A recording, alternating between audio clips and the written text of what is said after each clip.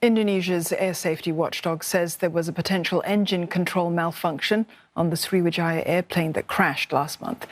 For a closer look, Captain Gema Goeyardi, an FAA flight instructor, joins us live now from Jakarta. Captain Gema, the preliminary report highlights an anomaly on the plane's auto-throttle. Could you explain it for us and how essential it is to piloting a plane?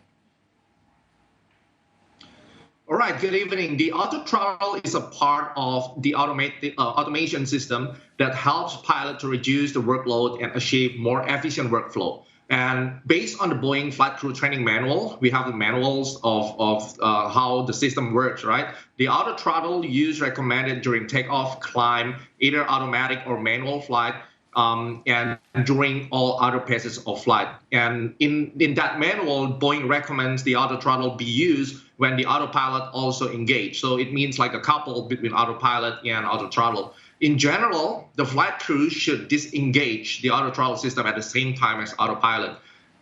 So this enables the complete manual input to the flight controls and follow the method recommended by Boeing. And, you know, during the proficiency check or type rating training, when the pilot take the type rating of Boeing, they also be trained to handle the abnormalities in the auto-throttle problems. And there's a comprehensive checklist for handling the abnormalities of the auto-throttle. So, yeah, the auto-throttle is a part of automation and really useful for a pilot.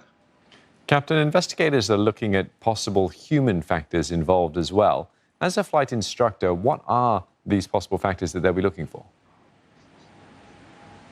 Yeah, in this specific case, okay, before we talk about the possibly human factor as the accident factors, the big question is whether or not the pilots were still alive before the accident happened, since the ATC also declared that they tried to call Sriwijaya 11 times before the crash.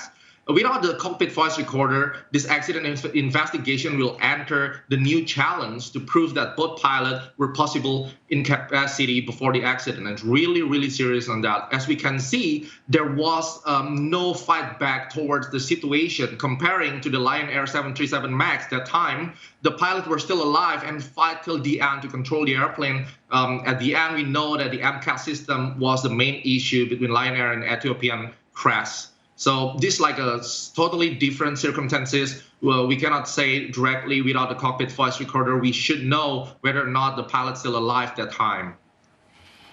All right, Captain Gema, thank you very much for your perspectives on this. Captain Gema Goeyardi there, an FAA flight instructor and citation VJet captain from Jakarta.